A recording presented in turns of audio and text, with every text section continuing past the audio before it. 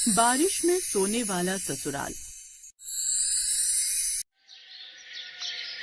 ममता जैसे ही ब्याह कर अपने ससुराल पहुंची तो देखा उसके ससुराल में चारों तरफ दीवारें थी, बहुत सारे कमरे थे, हर कमरे में बेड था, अलमारी थी, बहुत अच्छा किचन भी बना था, लेकिन पूरे घर में कहीं पर भी छत नहीं थी। ये देखकर ममता दंग रह गई। इस घर में सब कुछ है लेकिन छत क्यों नहीं है? देख बहू, ये हमारे घर की परंपरा है। ये बात ममता को थोड़ी बेवकूफी भरी लगी, लेकिन परंपरा के नाम पर उसने कुछ नहीं बोला। ससुराल में पति विक्रम के अलावा उसके सास ससुर जेठ और ननद थे। जेठानी अब इस दुनिया में नहीं थी। खैर, पहली रसोई की रस्म में जब वो किचन में खाना बना रही थी तब, हे भगवान, यहाँ तो सीधा धूप आ रही है, ऐसे तो मैं यहाँ मर जाऊंगी। वो गर्मी बर्दाश्त नहीं कर पाई और तुरंत बेहोश होकर गिर गई। तभी वहाँ पर उसका पूरा परिवार आ गया। आजकल की लड़कियों में दम ही नहीं होता। पायल, एक बाल्टी पानी भर के डाल दे, इससे होश आ जाएगा। फिर जल्दी से बोल, खाना बनाए। हाँ, बहुत तेज भूख लगी है हमें। हाँ पापा। पायल ने एक बाल्टी भरकर पानी ममता के ऊपर डाल दिया, जिससे उसे होश आया। ममता को उन लोगों का बिहेवियर ठीक नहीं लगा। किसी तरह उसने खाना बना लिया और सबने खा भी लिया। आज विक्रम और ममता की सुहाग रात थी। सुहाग रात मनाने के बाद जैसे ही उनकी आंख लगी, वैसे ही अचानक मूसलाधार बारिश होने लगी। सारा बिस्तर, सारा सामान गीला होने लगा। ममता तुरंत भागकर घर के बाहर निकल गई और किसी दूसरे के घर के बाहर छप्पर के नीचे बैठ गई। तभी वहाँ पर उसके ससुराल वाले आ गए। बदतमीज औरत है, ना गर्मी बर्दाश्त होती ना बारिश है, दूसरों के घर के बाहर आकर बैठ गई। ऐसी औरतों को तो बेल्ट से मारना चाहिए। मैं बेल्ट लेकर आती हूँ, बिना मारे ये सुधरेंगी नहीं। रहने दो पायल, मेरे पास बेल्ट है। अपने ससुराल वालों का ये रूप देखकर ममता दंग रह गई। आसमान में बिजली कड़कने लगी, आंधी तूफान आ गया। ससुराल वाले ममता को घसीटकर वापस घर के अंदर ले गए और सारी रात वो लोग बारिश में सोए। लेकिन ममता को नींद नहीं आ रही थी। वो सुबह तक ऐसे ही बैठी रही। फिर दोपहर को उसका परिवार कहीं चला गया। मेरे ससुराल में तो हर कोई बदतमीज है। पूरे गांव में हर किसी के घर में छत है, सिर्फ हमारे घर में नहीं। पता तो करना ही पड़ेगा। ममता अपने घर के बाहर खड़ी हो गई। तभी वहाँ से कुछ औरतें गुजरी। ममता ने उन औरतों को बुला लिया। सुनिए, मैं आप लोगों से एक बात जानना चाहती हूँ कि हमारे घर में छत क्यों नहीं है? क्या सच में हमारे परिवार की ऐसी कोई परंपरा है?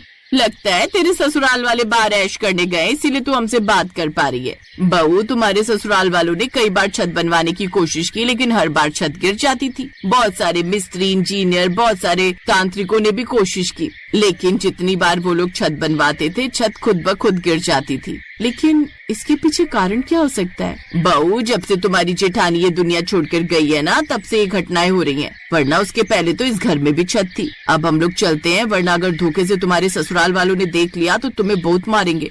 इतना बोलकर वो औरतें वहाँ से चली गयी। फिर धीरे धीरे शाम हो गई और ममता ने खाना बनाकर रख लिया। तभी उसके ससुराल वाले पी कर आए। सब लोग खाना खाने लगे।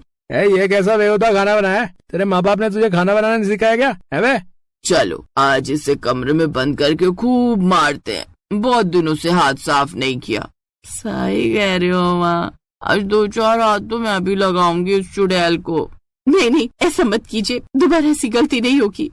चुप कर बेगैरत औरत, हम माफ नहीं करने वाले हैं। हमारे हाथों में खुजली हो रही। सारा परिवार मिलकर ममता को मारने लगा। ममता जोर जोर से चिल्लाने लगी। तभी अचानक आसमान में बिजली कड़की और बहुत तेज घनघोर बारिश होने लगी। तो इस तरह ममता पर वो लोग हर दिन जुल्म करने लगे। दोपहर में खाना बनाते वक्त गर्मी की वजह से वो बेहोश भी हो जाती थी, और जब भी पानी बरसता था तो रात भर वो पानी में भीगती रहती थी। उसकी हालत बहुत खराब हो चुकी थी। फिर एक रोज जब उसके ससुराल वाले कहीं गए हुए थे, तब मेरे ससुराल वालों का जरूर कोई न कोई रहस्य है। मुझे उस रहस्य से पर्दा उठाना ही होगा। ममता उस घर के हर कमरे की तलाशी लेने लगी। तभी उसे एक पुरानी डायरी मिली। वो डायरी उसकी जेठानी ने लिखी थी। जब तक मेरी आत्मा को शांति नहीं मिलेगी, तब तक इस घर की छत नहीं टिकेगी। जब जब इस घर की बहुओं पर अत्याचार होगा, तब तक आंधी तूफान तेज होगा। जिस दिन इस घर की किसी बहू ने इन लोगों का विरोध कर दिया, उसी वक्त बारिश थम जाएगी। दरअसल कुछ साल पहले जो हरकतें ममता के साथ हो रही थी, वही हरकतें उसकी जेठानी के साथ होती थी। इन सब से तंग आकर उसकी जेठानी ने एक डायरी लिखकर उसी घर में कहीं छुपा दी और फिर उसने खुद को खत्म कर लिया। अब ममता वो डायरी पढ़ चुकी थी। इसका मतलब जेठानी जी ने इन लोगों से तंग आकर खुद को खत्म कर लिया, और ये राज छुपाने के लिए इन लोगों ने परंपरा का नाम दे दिया। रात में फिर से ससुराल वाले पी कर आए। जब बारिश होने लगी तब ममता किसी पड़ोसी के बरामदे में पहुंच गई। तभी ससुराल वाले वहां पर आ गए। विक्रम ने जैसे ही उस पर हाथ उठाया, वैसे ही ममता ने उसका हाथ पकड़कर विक्रम चिल्ला उठा। बहुत बर्दाश्त कर ली तुम लोगों की बदतमीजी, अब कोई अत्याचार नहीं चलेगा तुम लोगों का। उसने इतना बोला ही था कि तभी अचानक बारिश बंद हो गई। अब ममता मन ही मन सोचने लगी, जैसे ही मैंने इन लोगों का विरोध किया वैसे ही बारिश बंद हो गई। इसका मतलब डायरी में जो लिखा है वो सच है, जेठानी जी की आत्मा यहीं कहीं है। अगले दिन ममता ने ससुराल वालों को घर के अंदर सबको रस्सी से बांध दिया। फिर वो बाहर गई, फिर ढेर सारे मिस्त्री और छत बनाने का सामान लेकर आ गई। तभी मिस्त्री बोला, हाँ बहन जी, फालतू पैसा खर्च मत करो। इस घर में हमने कई बार छत बनाने की कोशिश की, लेकिन वो टिकी नहीं। या तो आज छत टिकेगी या इन लोगों पर ही गिर जाएगी। उसके ससुराल वाले डर गए। बहू ऐसा मत कर, अगर तूने छत बनाई तो पूरी छत हम लोगों के ऊपर ही गिर जाएगी। चुप कर बुढ़िया। जेठानी जी, आप जहाँ भी हो, आज मैं आपको मुक्ति दिला कर रहूंगी। ये सारे लोग छत के नीचे दबकर मर जाएंगे आज। धीरे धीरे मिस्त्रियों ने छत बनानी शुरू कर दी। इधर उसके ससुराल वाले, बहू हमें माफ कर दे, आज के बाद हम तुझ पर कोई अत्याचार नहीं करेंगे। सिर्फ मुझ पर? आज के बाद किसी बहू पर, किसी औरत पर अत्याचार नहीं करेंगे। हम सब पीना भी छोड़ देंगे। थोड़ी देर में छत बनकर तैयार हो गई, पर इस बार गिरी नहीं। आंधी तूफान बारिश सब होने लगा, फिर भी छत नहीं गिरी। तभी वहाँ जेठानी की आत्मा प्रकट हुई। ममता, आज इन लोगों ने माफी मांगी, तुमने इन्हें सुधार दिया, इसलिए अब मेरी आत्मा को शांति मिल गई है। लेकिन अगर आज के बाद किसी औरत पर अत्याचार किया तो ये छत तभी गिरेगी जब तुम सब नीचे सो रहे होगे। हमें माफ कर दो राधा, आज के बाद ऐसा कुछ नहीं होगा। उसकी आत्मा गायब हो गई। उस दिन के बाद सब खुशी खुशी रहने लगे।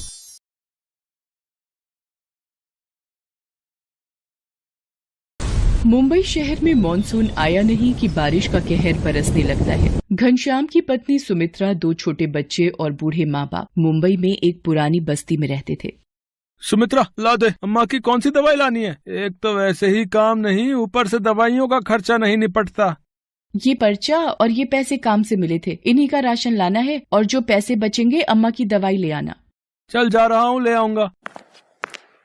सुमित्रा, तूने आज फिर घनश्याम के हाथों में पैसे कैसे पकड़ा दिए? तुझे पता तो है, फिर मदन के साथ जाकर कच्ची शराब पी आएगा या पत्ते खेलने बैठ जाएगा। क्या करूँ बापू, जबरदस्ती ले गए कि मैं ही लाऊंगा घर का सामान। पर सुमित्रा, बारिश की वजह से कब हम पर मुसीबत आ जाए, कौन देख कर आया है। माँ, बहुत भूख लगी है। माँ, मुझे भी। बंटी, ये 10 रुपए ले, साथ वाली दुकान से छोटी डबल रोटी ले आ।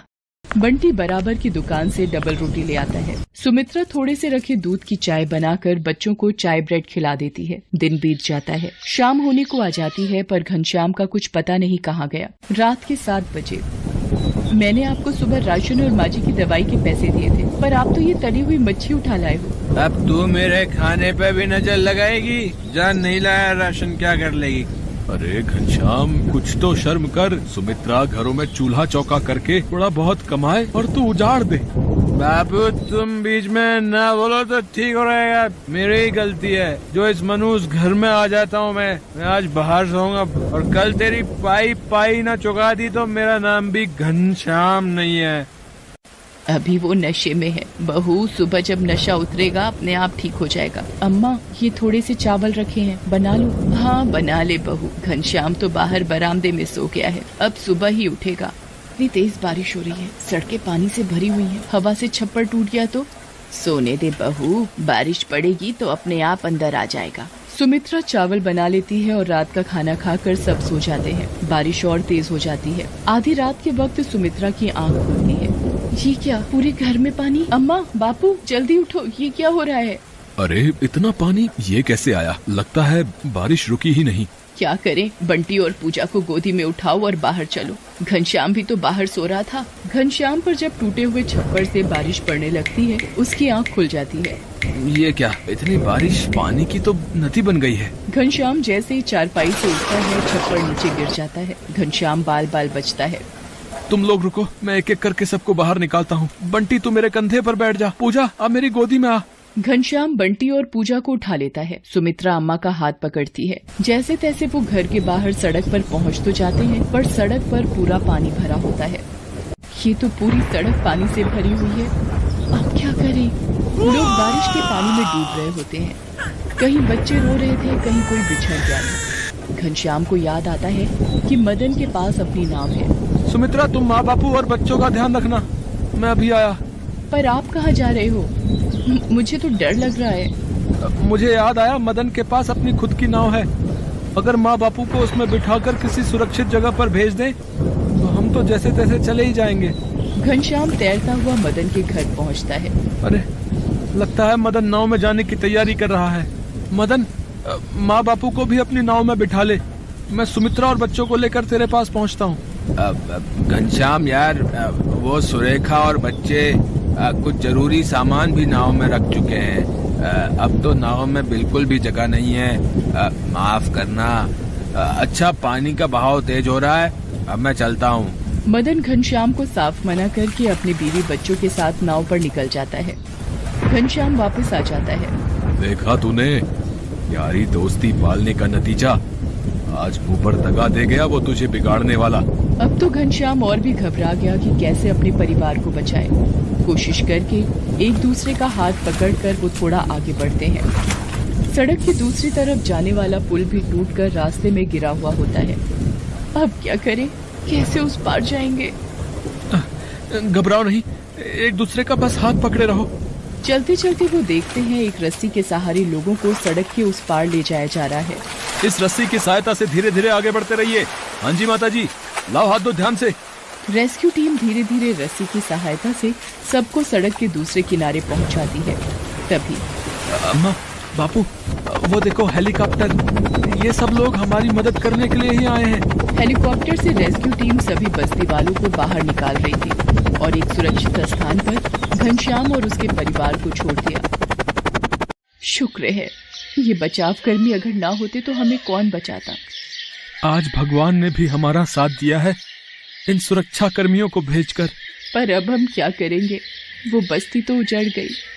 सुमित्रा, आज मुझे भी समझ आ गया है कि कुछ मित्र सिर्फ मतलब के लिए ही साथ रहते हैं। पर अब हम क्या करेंगे, वो बस्ती तो उजड़ गई। हिम्मत मत हार सुमित्रा, हम यहाँ कहीं आसपास की बस्ती में घर ले लेंगे। मैं वादा करता हूँ, शराब और जुए को कभी हाथ नहीं लगाऊंगा। खूब मेहनत करूंगा ताकि तुम सबको भरपेट भोजन मिल सके। कुछ दिन बाद जब बारिश रुक गई तब घनश्याम ने काम ढूंढना शुरू किया और एक बस्ती में किराए पर कमरा भी ले लिया। बारिश का पानी तो थम गया था, पर जिंदगी को चलने के लिए ताकत की जरूरत फिर से हासिल करनी थी। Thanks for watching.